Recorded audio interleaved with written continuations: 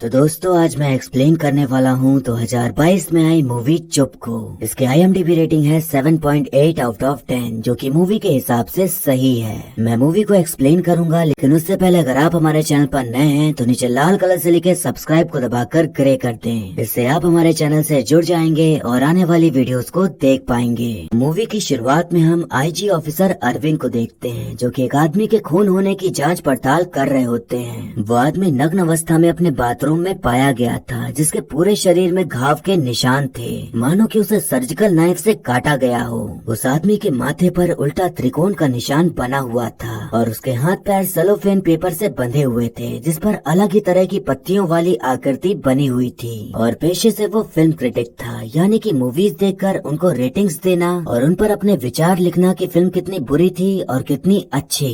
Officer Arvind अपने तजुर्बे और शातिर दिमाग से ये तो समझ जाते हैं कि पहले आदमी का गला काटा गया, फिर उसके बाद इत्मीनान से बैठकर खूनी ने सर्जिकल नाइफ से उसके शरीर पर घाव बनाए। पर उन्हें एक बात समझ नहीं आती कि आखिर खूनी ने उसके माथे पर उल्टा त्रिकोण क्यों बनाया। आदमी जहाँ रहता था वहाँ कोई भी CCTV कैमरा नहीं लगा था और न ही वॉचमैन ने किसी को आते जाते देखा, और जहाँ वारदात हुई वहाँ कोई फिंगरप्रिंट भी नहीं मिलते। तो अब पुलिस के लिए इस केस को सॉल्व करना थोड़ा मुश्किल होने वाला था।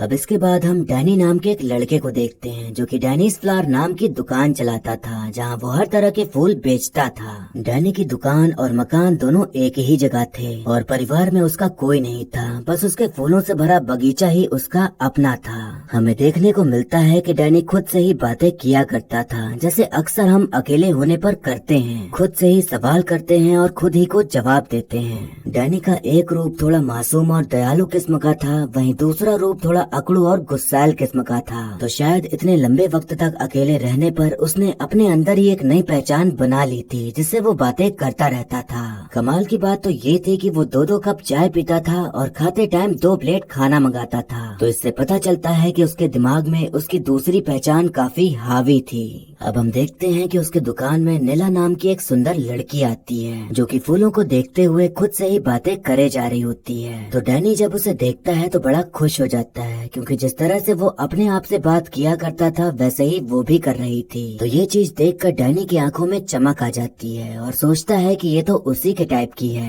नीला को ट्यूलिप नाम के फूल चाहिए थे, जो कि उसकी माँ को बहुत पसंद थे, लेकिन वो भारत में आसानी से नहीं पाए जाते थे। पर डैनी उसे वो फूल लाकर दे देता है, जिससे कि वो बहुत खुश होती है। किसी अनजान शहर में कोई अपना मिल जाए तो जो खुशी होती है, वही खुशी डैनी उस वक्त महसूस कर रहा था। तो वो खुशी के मारे उससे पैसे ही नहीं लेता और फ्री में फूल पकड़ा देता है। नीला एक न्यूज चैनल में एंटरटेनमेंट रिपोर्टर थी और वो बैंगलोर से मुंबई अपने इस ड्रीम जॉब को करने के लिए आई थी, लेकिन उसे बस यहीं तक नहीं रुकना था, बल्कि वो चाहती थी कि वो मूवीज देखकर रिव्यूज लिखे, क्योंकि उसे सिनेमा से बहुत प्यार था और उसे अच्छी फिल्मों की काफी समझ भी थी। उधर हम देखते हैं कि छानबीन करने और हर जगह दिमाग दौड़ाने पर ऑफिसर अरविंद को समझ आता है कि जो आदमी मारा गया उसने आखिरी बार जिस फिल्म को रिव्यू दिया था वो बहुत बुरा था। तो शायद उस फिल्म में काम करने वाले किसी इंसान ने उसे मारा हो। तो वो छानबीन करने के लिए फिल्म के एक्टर डायरेक्टर से मिलते हैं, पर उन्हें देख के ही उसे समझ आ जाता है कि खून करना उनके बस की बात नहीं है।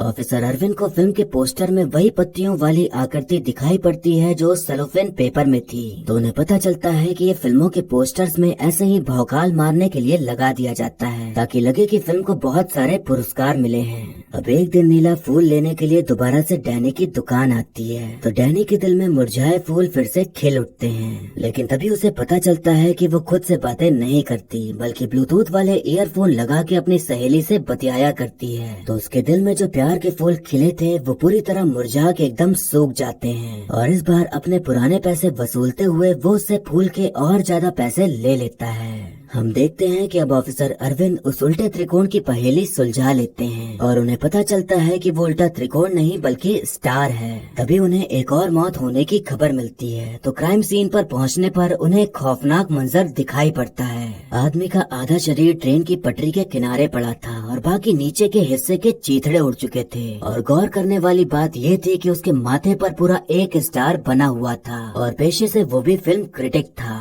इस मौत के बाद ऑफिसर अरविंद को ये समझ आता है कि दोनों ही खून एक इंसान ने किए हैं, क्योंकि इस आदमी के भी हाथ पैर उसी सेलोफेन पेपर से बंधे हुए थे और उसके माथे पर भी स्टार बना हुआ था। पहले वाले आदमी के माथे पर अधूरा स्टार इसलिए बना था क्योंकि उस वक्त आदमी की बीवी घर आ गई थी, तो जल्दबाजी में खूनी पूरा स्टार नहीं बना पाया था। ऑफिसर अरविंद अपने सीनियर ऑफिसर को बताते हैं कि हमारे बीच एक नया सीरियल किलर आ चुका है जो फिल्म को स्टार देने वालों को स्टार दे रहा है। अब एक दिन डैनी चर्च से निकलकर घर जा रहा होता है तो उसे रास्ते में नीला दिख जाती है, तो वो सोचता है कि वो अपने जैसी नहीं है तो क्या हुआ, अच्छी सुंदर लड़की तो है ही। तो उसका मासूम मनचला प्यारा मन उसकी तरफ दोबारा से खींचा चला जाता है और उनमें फिर से बातचीत होना शुरू हो जाती है। अब ऑफिसर अरविंद को एक और डेड बॉडी का पता चलता है जो कि क्रिकेट ग्राउंड में पड़ी मिली थी और इसकी हालत तो पिछले 2 खून से ज्यादा बदतर थी, क्योंकि इस बार खूनी ने आदमी के शरीर के सारे अंदरूनी अंग इधर उधर काट के बिखरा दिए थे सिवाय उसके दिल के। ऑफिसर अरविंद दिमाग भिड़ाने लग जाते हैं कि पहली बॉडी बाथरूम में मिली, फिर दूसरी बॉडी रेलवे ट्रैक पर और फिर अब ये तीसरी बॉडी क्रिकेट ग्राउंड में, तो इन सब का कोई ना कोई कनेक्शन तो जरूर है। वो उन तीनों के आखिरी फिल्म रिव्यूज पढ़ते हैं तो एकदम चौंक जाते हैं। पहले वाले आदमी ने लिख रखा था कि फिल्म इतनी बोरिंग है कि उसे कई जगहों से बुरी तरह काटा जा सकता है। फिर दूसरे आदमी ने अपने आखिरी फिल्म रिव्यू में लिख रखा था कि फिल्म का फर्स्ट हाफ ट्रैक पर था लेकिन सेकंड हाफ रेलवे ट्रैक पर आ गया और पूरी तरह से बिखर गई। और तीसरे ने लिख रखा था कि एक पिक्चर जिसका दिल तो सही जगह था लेकिन बाकी के अंग इधर उधर बिखर गए, मतलब कि खूनी उनके रिव्यूज में लिखे उनके शब्दों के हिसाब से ही उन्हें मार रहा था।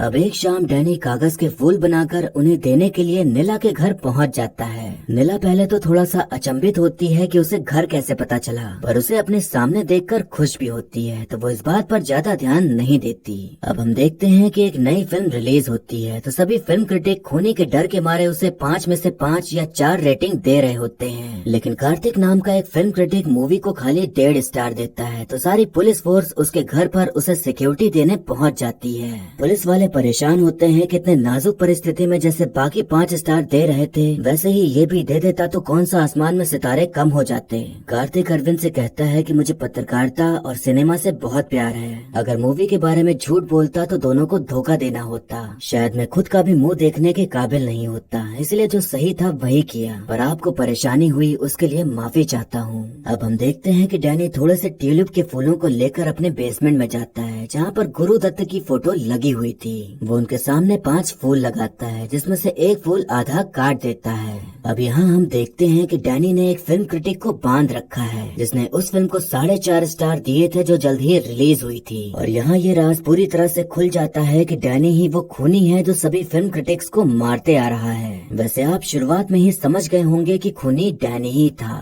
डैनी कहता है कि मैं तुम्हारा रिव्यू देखकर मूवी देखने गया तो पता चला कि जितना अच्छा तुमने मूवी को बताया है वो उतनी ही बेकार निकली। वो फिल्म क्रिटिक पैसे लेकर फिल्म रिव्यू करता था, तो डैनी का ये मानना था कि उसका रिव्यू पढ़कर ऑडियंस मूवी देखने जाती है, लेकिन मूवी तो बेकार है, इसका मतलब कि ऑडियंस उल्लू बन गई। मूवी रिव्यू करने वाले का काम होता है कि वो फिल्म के बारे में बिना किसी झुकाव में आकर सही बात बताए और ऑडियंस को सही जानकारी दे, लेकिन वो उसका उल्टा कर रहा था जो कि डैनी को पसंद नहीं आता। तो वो एक धारदार चाकू लेकर पहले तो उसे मौत देता है और फिर उसके पूरे शरीर को कैनवस समझकर चाकू को ब्रश की तरह उसके ऊपर चलाते हुए पेंटिंग करने लग जाता है और पूरा खूनम खून कर डालता है, क्योंकि उसने अपने रिव्यू में कहा था कि पिक्चर का हर एक फ्रेम किसी पेंटिंग जैसा लगता है, तो उसने उसके शब्दों के हिसाब से तड़पा तड़पा कर उसे मौत दे डाली। शहर में लगातार दिल दहला देने वाले 4 खून हो चुके थे और चारों मीडिया से ताल्लुक रखते थे, तो अब पुलिस पर ऊपर से प्रेशर पड़ना शुरू हो जाता है जल्द से जल्द खूनी को पकड़ने का। पर हालात ऐसे थे कि खूनी के खिलाफ पुलिस को कोई भी सबूत नहीं मिल रहा था, तो वो क्या ही पकड़ती। अब हम देखते हैं कि डैनी गुरु दत्त की आखिरी फिल्म कागज के फूल देख रहा होता है और साथ ही साथ उस फिल्म के रिव्यूज भी पढ़ रहा होता है जिसकी कटिंग उसने काट कर रखी थी। किसी ने लिखा था कि एक्टिंग बेकार है, किसी ने लिखा था नेगेटिव पिक्चर है, तो किसी ने ना जाने कितनी बुराइयां की, लेकिन डैनी को ये फिल्म बहुत पसंद थी और वो गुरु दत्त का बहुत बड़ा फैन था। कमाल की बात ये थी कि जब ये फिल्म रिलीज हुई तो लोगों ने इसकी बहुत आलोचनाएं की, पर आज के समय इसे मास्टरपीस माना जाता है। डैनी जिस दिन नीला को कागज के बने फूल देने गया था उस दिन गुरुदत्त का जन्मदिन था। तो नीला समझती है कि शायद डैनी गुरुदत्त का बहुत बड़ा पंखा है, लेकिन डैनी अपने आप को गुरुदत्त का पंखा मानने से इनकार कर देता है और ऐसे जताता है जैसे वो उन्हें जानता ही न हो। ऑफिसर अरविंद हर जगह हाथ पैर मार चुके थे, पर इतनी मेहनत करने के बाद भी उन्हें खूनी के खिलाफ कोई सुराग नहीं मिल पाया था। तो वो मदद के लिए ज़ेनोबिया नाम की अपनी एक मित्र को बुला लेते हैं जो कि क्रिमिनल साइकोलॉजिस्ट थी। मतलब कि वो हर तरह के किलर्स पर रिसर्च कर चुकी थी और उन्हें पूरी जानकारी थी कि एक खूनी किस तरह से सोचता है और उसके दिमाग में क्या चलता है। ज़ेनोबिया चारों केसेस की स्टडी करके एक बात नोटिस करती है कि रिव्यूज तो बाकी लोग भी दे रहे थे, तो इन्हीं चार को क्यों मारा। इन्हें मारने की वजह ये थी कि खूनी को उन चारों के रिव्यूज में मसाला मिल रहा था और बाकी लोगों के रिव्यूज बोरिंग और फीके थे। मतलब कि खूनी उन्हीं को अपना शिकार बनाता था जिनके रिव्यूज कुछ ज्यादा ही बुरी तरीके से फिल्म की धज्जियां उड़ाते थे या रिव्यूज में कुछ ऐसा रोचक लिखा हो जिसे पढ़कर मजा आ जाए। ज़ेनोबिया बताती है कि हो सकता है कि सालों पहले खूनी ने कोई फिल्म बनाई होगी जिसे फिल्म क्रिटिक वालों ने नापसंद किया या उसकी बुराई करी, तो अब वो फिल्म बनाने वाला फिल्म क्रिटिक्स का खून करके एक नई कहानी लिख रहा है। और ये बात बिल्कुल सही भी थी, क्योंकि डैनी एक सीरीज बनाने का सोच रहा था जिसमें वो दिखाएगा कि उसने किस किस तरह से खून किए, और शायद उसने पहले कभी फिल्म बनाई थी जो कि फिल्म क्रिटिक को पसंद नहीं आई। ज़ेनोबिया बताती है कि सीरियल किलर्स 4 तरह के होते हैं और ये वाला मिशन ओरिएंटेड किलर है। इसकी जिंदगी में कुछ गलत हुआ जिसकी वजह से उसे सदमा पहुंचा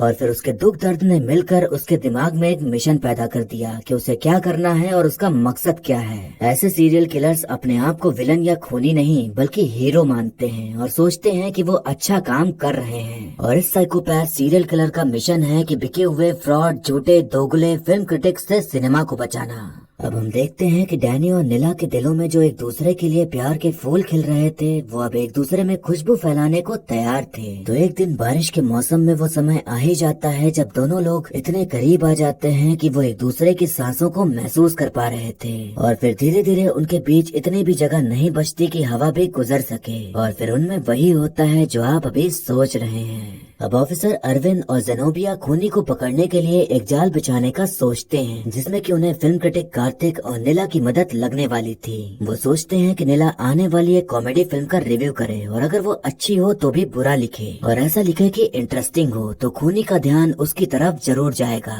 नीला पहले तो ऐसा नहीं करना चाहती थी, पर उसके अंदर जवानी का जोश था और कुछ तूफानी करने का जुनून भरा पड़ा था, इसीलिए अपनी जान जोखिम में डालकर ऐसा करने के लिए मान जाती है। नीला को फिल्म बहुत पसंद आती है, पर अरविंद के कहने पर वो उस फिल्म को 1 स्टार देती है और लिखती है कि ऐसा लग रहा था जैसे मेरे सर के टुकड़े हो जाएंगे। उधर डैनी भी उस फिल्म को देखने जाता है और पाता है कि सिनेमा हॉल में बैठे सभी लोग हंस रहे हैं और लोगों को फिल्म पसंद आ रही है। घर आकर डैनी सबके रिव्यूज देखना और पढ़ना शुरू करता है, पर उसे कुछ खास इंटरेस्टिंग नहीं मिलता। तभी उसे एक और रिव्यू दिखाई पड़ता है जो कि नीला ने लिखा था और तब उसकी जो मासूम वाली पहचान थी उसे बहुत बड़ा झटका लगता है कि उसके प्यार ने इस फिल्म को 1 स्टार क्यों दिया। जब वो रिव्यू पढ़ता है तो उसकी गुस्सैल वाली पहचान का खून खौल उठता है और अब उसे अपना शिकार मिल गया था जो कि था उसका गहरा सच्चा प्यार नीला।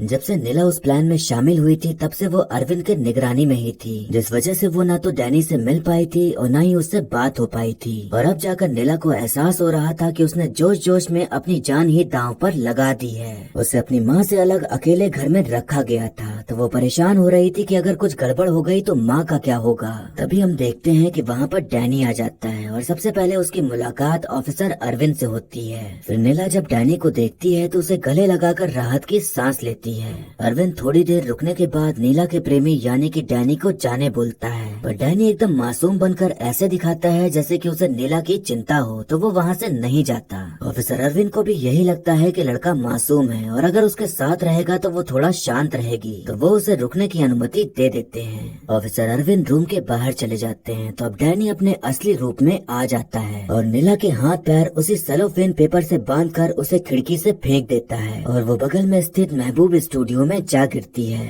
फिर डैनी तकिया लगाकर ऐसे रखता है मानो नीला सो रही हो और फिर वहाँ से तुरंत निकल जाता है। डैनी नीला को उठाकर एक स्टूडियो के अंदर ले जाता है और एक कुर्सी पर बांध देता है। अब डैनी यहाँ पर अपने राज खोलना शुरू करता है और बताता है कि मेरा नाम डैनी नहीं सेबेस्टियन गोम्स है और डैनी मेरे पालतू कुत्ते का नाम था जिसे मेरे पिता ने मार डाला। नीला घबराते और सर पर लगी चोट के दर्द को सहते हुए बताती है कि वो कोई फिल्म क्रिटिक नहीं है बल्कि पुलिस ने उसे लिखने को कहा था। सेबेस्टियन पूछता है कि अगर तुम्हें सच में स्टार देने होते तो कितने देती, तो नीला कहती है कि मैं 4 स्टार देती।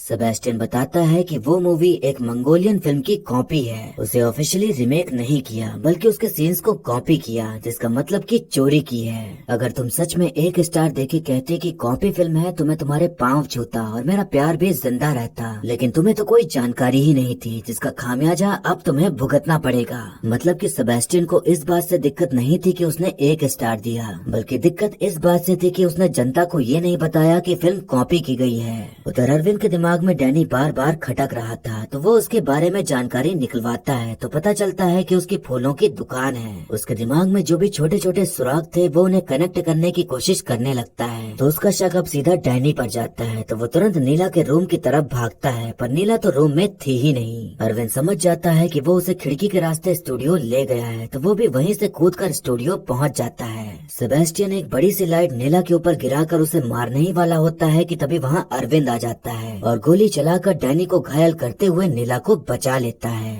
अब सेबेस्टियन के घर की छानबीन की जाती है तो पता चलता है कि जहाँ वो ट्यूलिप के फूल उगाता था वहीं पर उसके पालतू कुत्ते की कब्र थी। फिर और तलाशी लेने पर उन्हें उसके द्वारा बनाई गई फिल्म की रील मिलती है जिसका नाम था चुप। अब सभी लोग उस फिल्म को देखना शुरू करते हैं तो देखने मिलता है कि सेबेस्टियन जब छोटा था तो वो अपनी माँ और अपने पालतू कुत्ते के साथ खुशी खुशी रह रहा था और उसे बचपन से ही कैमरा चलाने का बड़ा शौक था, लेकिन उसकी खुशी में कलंक लगाने वाले उसके पिता रोज रात को दारू पीकर आते और उसकी माँ को मारते और उसे भी मारते। सेबेस्टियन अपने पिता को रोकने की कोशिश करता पर उसके छोटे से शरीर में इतनी ताकत तो नहीं थी कि वो अपने पिता के अत्याचारों को रोक सके, तो उसका बाप उसे बेसमेंट में बंद कर देता था। सेबेस्टियन को वहाँ की खिड़की से पड़ोसी के घर में चल रही टीवी दिखाई पड़ती है जिसमें कि गुरुदत्त की फिल्म कागज के फूल आ रही थी तो वो उसे ही देखने लग जाता है। हर रोज उसका बाप ऐसे ही दारू पी के आता और अपनी पत्नी और बच्चे को बेदर्दी से मारता, फिर उसके बाद सेबेस्टियन को बेसमेंट में बंद कर देता। तभी से सेबेस्टियन के अंदर एक नया रूप जन्म ले लेता है और वो उसी से बात करना शुरू कर देता है और वही उसके अकेलेपन और डर का सहारा बन जाता है। सेबेस्टियन जब बड़ा हो जाता है तो वो फिल्म मेकिंग की पढ़ाई करने के लिए बाहर चला जाता है और उस वक्त उसका बाप उस पर हंस रहा था कि ये क्या ही करेगा, लेकिन उसकी माँ बचपन से ही हर कदम पर उसका साथ देती आ रही थी। जब वो अपनी पढ़ाई पूरी करके वापस आता है तो देखता है कि अब उसका बाप पूरी तरह से पागल हो चुका है और वो उसके ही सामने उसके पालतू कुत्ते को लात मार मार के मार डालते हैं। अब सेबेस्टियन छोटा नहीं रह गया था और उसके शरीर में भी इतनी ताकत और हिम्मत आ चुकी थी कि वो अपने बाप के अत्याचार को रोक सके, तो वो उन्हें मारता तो नहीं लेकिन एक कमरे में बंद कर देता है सड़के मरने के लिए। वो अब कागज कलम लेकर बैठ जाता है अपनी ये जिंदगी पर एक फिल्म बनाने की कहानी लिखने के लिए और दिन रात एक कर देता है अपनी जिंदगी को पन्ने पर उतारने के लिए। जब उसकी जिंदगी पर आधारित फिल्म की स्क्रिप्ट पूरी हो जाती है तब उसका बाप भी उसी कमरे में तड़प तड़प कर मर जाता है। सेबेस्टियन ने अपने पालतू कुत्ते की लाश को फ्रिज में रखा हुआ था क्योंकि उसने ठान लिया था कि जब तक उसे मारने वाला जिंदा है तब तक वो उसे नहीं गाड़ेगा और अब उसका कातिल और अत्याचारी बाप मर चुका था, तो अब सेबेस्टियन अपने कुत्ते को गाड़ देता है और जो भी अब तक उसके और उसकी माँ के साथ हुआ उन सभी चीजों को याद करके रो रहा होता है और उसकी फिल्म यहीं खत्म हो जाती है। ये फिल्म देखकर अरविंद, ज़ेनोबिया और नीला सभी काफी ज्यादा दुखी हो जाते हैं और उन्हें समझ आता है कि सेबेस्टियन ने अपनी ही जिंदगी पर मूवी बनाई थी जिसे फिल्म क्रिटिक ने पसंद नहीं किया और उसे बुरे रिव्यूज दिए। ज़ेनोबिया कहती है कि दर्द ही सबसे ताकतवर ईंधन होता है जिससे कि कलाकार का जन्म होता है और उसके दर्द ने ही उसे कलाकार बनाया। अगर दुनिया इस फिल्म की वाहवाही करती तो कहानी कुछ अलग होती, लेकिन आलोचकों ने सिर्फ उसकी फिल्म को नहीं बल्कि उसकी जिंदगी की आलोचना की, उसके दर्द को 1 स्टार दिया। कोई अगर आपके दर्द पर थूकेगा तो वो चीज आपको दुख पहुंचाती ही है। सेबेस्टियन ने अपने और अपनी माँ के साथ हुए अत्याचार पर फिल्म बनाई थी और वो सभी को अपना दर्द दिखाना चाहता था, पर फिल्म क्रिटिक्स को वो फिल्म पसंद नहीं आई। उसकी माँ को फिल्म बहुत पसंद आई थी क्योंकि वो समझ पा रही थी कि उसके बेटे ने किस तरह से पूरे फील के साथ फिल्म को बनाया है, पर क्रिटिक्स को उसकी फिल्म की फीलिंग समझ नहीं आई और उन्होंने फिल्म को बुरा बताया, जिस वजह से ऑडियंस उस फिल्म को देखने भी नहीं गई। अब इस वक्त पर सेबेस्टियन गुरुदत्त बन सकता था जो डिप्रेशन में जाकर खुद को खत्म कर दे, लेकिन उसने अपने मन में ठान लिया कि जो असली सिनेमा की पहचान नहीं रखते उन्हें खत्म कर डालेगा, और उसी काम में वो लग गया। अब हम देखते हैं कि डैनी यानी कि सेबेस्टियन जेल में होता है और उसे एक न्यूज़पेपर की कटिंग मिलती है जिसमें कि लिखा हुआ था कि कोरोना के चलते एक फिल्म क्रिटिक की मौत हो गई। ये खबर पढ़कर वो जोर जोर से पागलों की तरह हंसने लग जाता है, क्योंकि वो भले ही जेल में था पर जो उसका मकसद था वो कोरोना पूरा कर रहा था। फिर इसके बाद हमें बताया जाता है कि उसकी फिल्म OTT प्लेटफॉर्म पर रिलीज करी गई तो लोगों ने उसकी फिल्म को बहुत पसंद किया और ऑडियंस उसकी फिल्म से कनेक्ट हो पाई और हर जगह किलर की फ्लॉप फिल्म की हिट होने की खबर चलने लगी। और फिर इसी के साथ मूवी यहीं पर खत्म हो जाती है। तो दोस्तों, ये जो फिल्म है उसकी कहानी से हमें 3 बड़े मैसेजेस देने की कोशिश की गई है। पहला तो यही है कि हमें किस तरह की फिल्म क्रिटिक को देखना और सुनना चाहिए और एक फिल्म क्रिटिक को किस तरह से फिल्म के बारे में लोगों को जानकारी देनी चाहिए। आजकल न जाने कितने प्रकार के फिल्म क्रिटिक आ चुके हैं जो अलग अलग तरीके से फिल्म को रेटिंग्स देते हैं। इस फिल्म में तो सिर्फ न्यूज चैनल के क्रिटिक की बात करी गई है, लेकिन अब तो हर तरफ आपको क्रिटिक देखने मिल जाएंगे। जैसे कि मैं, जो किसी भी संस्था से नहीं जुड़ा, लेकिन मैं भी फिल्म के ऊपर अपनी राय रखता हूँ, उसकी तारीफ या आलोचना करता हूँ और आप लोग मुझे देखते और सुनते हैं। ऐसे ही सोशल मीडिया पर भिन्न भिन्न प्रकार के क्रिटिक आ चुके हैं जिन्होंने एक फंडा पकड़ लिया है और उसी फंडे का इस्तेमाल करके अपने रिव्यूज देते हैं। कई फिल्म क्रिटिक्स को फिल्म में मौजूद कलाकार की कला या म्यूजिक या एडिटिंग या सिनेमेटोग्राफी से मतलब ही नहीं होता। वो बस एक ही तरह की ऑडियंस को टारगेट बना लेते हैं और उन्हीं को खुश रखने के लिए वैसे ही बातें करते हैं और अपना पैसा कमाते हैं। कुछ ऐसे भी होते हैं जो जान गए हैं कि आजकल लोगों में साउथ और बॉलीवुड के बीच कंपैरिजन बहुत चल रहा है, तो वो अपने हर वीडियो में साउथ और बॉलीवुड की टक्कर कराते नजर आते हैं। इसमें वो क्रिटिक भी शामिल हैं जिन्हें बॉलीवुड की कोई भी फिल्म कभी पसंद ही नहीं आती। उन्हें अच्छी से अच्छी फिल्मों में भी कोई न कोई कमी दिखी जाती है, लेकिन वही जब साउथ फिल्मों की बात आती है तो वही बुराइयां अच्छाई में बदल जाती हैं। अगर ऑफिशियल फिल्म क्रिटिक की बात की जाए तो कई बार ऐसा होता है कि वो रत्ती फिल्मों को भी 4-5 स्टार दे देते हैं और अच्छी से अच्छी फिल्मों को जिसकी कहानी अच्छी है उसे 1 स्टार पकड़ा देते हैं। इस चक्कर में ऐसा होता है कि खराब रिव्यूज के कारण ऑडियंस फिल्म देखने नहीं जाती और अच्छी फिल्म फ्लॉप हो जाती है। फिर बाद में जब ऑडियंस उस फिल्म को देखती है तो समझ आता है कि फिल्म तो काफी अच्छी थी लेकिन बेकार में ही फ्लॉप हो गई। फिर उस फिल्म पर अंडररेटेड का ठप्पा लगाकर हर किसी को बताया जाता है कि फिल्म अच्छी है पर लोगों ने नहीं देखी, पर आप देख लो। आप सबसे बड़ा एग्जाम्पल गैंग ऑफ वासेपुर का ले सकते हैं। फिल्म जब आई थी तब चली नहीं, पर आज सभी लोग उसकी बात करते हैं और वो मूवी हर जगह चर्चा में रहती है। अगर कोई इंसान किसी बड़े मीडिया चैनल में फिल्म क्रिटिक का काम करता है जिसे खून खराबा देखना पसंद नहीं, तो उसे ये फिल्म बिल्कुल भी पसंद नहीं आएगी, क्योंकि इसमें तो खून खराबा मार काट भर भर के है। तो वो अपनी सोच के हिसाब से रिव्यू लिखेगा और हो सकता है कि फिल्म को बुरा बताए। तो बात यही है कि फिल्म क्रिटिक को हर तरह की फिल्म की समझ होनी चाहिए और उसे अपना टेस्ट साइड में रख कर फिल्म को देखना चाहिए और जनता को बताना चाहिए कि फिल्म में अच्छा क्या था और बुरा क्या था। फिर दूसरी बात यह है कि ऑडियंस को भी ये समझना होगा कि जिसका भी आप रिव्यू देख रहे हैं क्या वो वाकई में फिल्म का रिव्यू कर रहा है या कोई और बातें बना रहा है जिसका फिल्म मेकिंग से कोई लेना देना नहीं। मैं भी कोई बहुत परफेक्ट नहीं हूँ, पर पूरी कोशिश रहती है कि आपको फिल्म का असली मैसेज समझा पाऊँ और बता पाऊँ कि फिल्म अच्छी है या बुरी। हाँ, मेरा एक तरफ का झुकाव तो है ही। मेरा झुकाव है अच्छी फिल्मों की तरफ कि अगर कोई अच्छी फिल्म आती है तो उसके बारे में आपको अच्छे से बता पाऊँ और उस फिल्म की सही मीनिंग समझा पाऊँ। गुड बाय फिल्म बहुत पहले आई थी पर मैंने एक्सप्लेन अब किया। पहले समय नहीं मिल पाया, लेकिन गुड बाय और चुप दोनों ही अच्छी फिल्में थी तो मैंने एक्सप्लेन कर ही दी। और भी कई अच्छी फिल्म है जो नहीं कर पाया तो उसके लिए मैं माफी चाहता हूँ। मैंने सर्कस और लाइगर जैसी बुरी फिल्मों का भी एक्सप्लेनेशन किया है ताकि आपको ये भी समझ रहे कि किस तरह की फिल्मों से दूर रहना है। कई बार तो फिल्म का ट्रेलर देख के ही समझ आ जाता है कि फिल्म अच्छी जाने वाली है या बुरी। वैसे 2022 में काफी बदलाव देखने को मिला है। लोगों ने बड़े स्टार्स की फिल्म देखने के बजाय अच्छी कहानी को देखना पसंद किया, फिर भले ही उसमें कोई बड़ा स्टार हो या ना हो। लेकिन ये बात तो अभी भी है कि साउथ और बॉलीवुड करने के चक्कर में कई अच्छी फिल्में रह गई जिन्हें उतना महत्व नहीं मिल पाया। फिल्म क्रिटिक और ऑडियंस दोनों को ही समझना होगा कि अब टेस्ट को अपग्रेड करना है। स्टार्स को तवज्जो देने के बजाय अच्छी कहानी को इम्पोर्टेंस देनी होगी, तभी सिनेमा में बदलाव आ पाएगा। कई बार तो ऐसा होता है कि लोग बड़ी मेहनत से फिल्म को बनाते हैं और अपना पूरा पैसा लगा डालते हैं एक अच्छी फिल्म बनाने के लिए। लेकिन फिल्म क्रिटिक्स मूवी को बहुत बुरे रिव्यूज देते हैं, जिसके चलते फिल्म बनाने वाला डिप्रेशन में चला जाता है, जिसका सबसे बड़ा एग्जाम्पल है गुरुदत्त। गुरुदत्त की आखिरी फिल्म कागज के फूल, जो कि उन्होंने अपनी पूरी मेहनत से बनाई थी, वो फ्लॉप हो गई। तो उसके बाद उन्होंने कोई भी फिल्म नहीं बनाई और वो डिप्रेशन में चले गए और कुछ टाइम बाद उनकी मौत हो गई। जब सेबेस्टियन की फिल्म फ्लॉप हुई तो वो भी डिप्रेशन में गया, लेकिन खुद को नुकसान पहुंचाने के बजाय उसने उन लोगों को नुकसान पहुंचाने का सोच लिया जिन्होंने उसकी फिल्म को बेवजह बुरा कहा। पर मूवी जब लोगों तक पहुंची तो लोगों ने उसकी मूवी को पसंद किया, बिल्कुल उसी तरह जैसे आज लोग कागज के फूल को एक अच्छी फिल्म मानते हैं। अक्सर ऐसा होता है कि जब एक फिल्म मेकर ऑडियंस की सोच से भी बढ़कर कोई अच्छी फिल्म बना देता है तो उसकी फिल्म नहीं चल पाती, क्योंकि ऑडियंस थिएटर में सिर्फ एंटरटेनमेंट के लिए आई होती है, तो उसे ज्यादा दिमाग लगाना पसंद नहीं होता। लेकिन फिर बाद में वही ऑडियंस जब घर में बैठ के उस फिल्म को देखती है तो उसे समझ आता है कि फिल्म तो बिल्कुल नए कॉन्सेप्ट की थी। इसका बड़ा एग्जाम्पल तुम्बाड़ और नो स्मोकिंग मूवी को मान सकते हैं।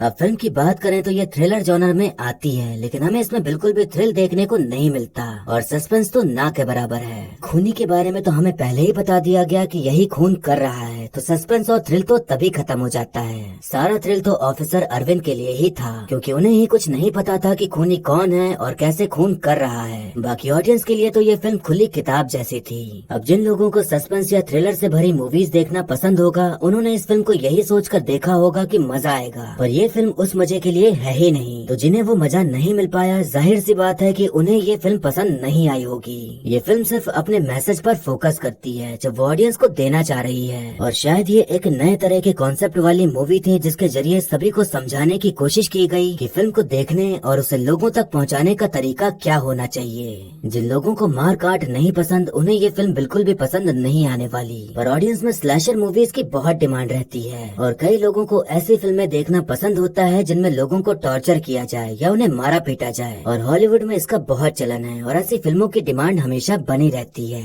अब एक्टिंग की बात करें तो मैंने दुलकर सलमान को सीतारामम फिल्म में देखा था, तो तभी से मैं उनका फैन हो गया, और फिर इसके बाद उनको इस फिल्म में देखा तो समझ आया कि वो अलग अलग तरह के किरदार निभाने में काफी माहिर हैं। सीतारामम में उनका अलग किरदार था और इसमें बिल्कुल अलग, जिसे उन्होंने काफी अच्छे से निभाया है, तो उनकी तारीफ तो बनती है। सनी सर काफी टाइम बाद किसी फिल्म में देखने को मिले हैं, तो लोगों को थोड़ा अच्छा लगा। वैसे तो ज्यादा कुछ करने को उन्हें मिला नहीं, पर उन्होंने भी अपना रोल सही ही निभाया है, और शायद लास्ट में अगर खूनी खुद चलकर उनके पास नहीं जाता तो शायद वो अभी तक खूनी को पकड़ ही रहे होते।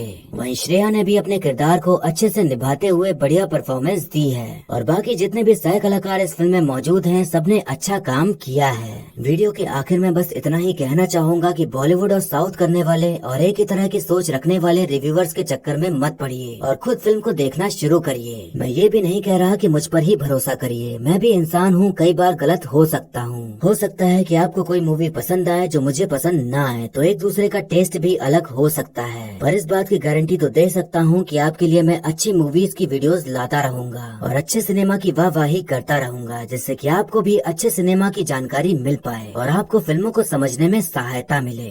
तो ये था एक्सप्लेनेशन चुप मूवी का। आपको मूवी और मेरा एक्सप्लेन करना कैसा लगा, ये कमेंट करके जरूर बताइएगा।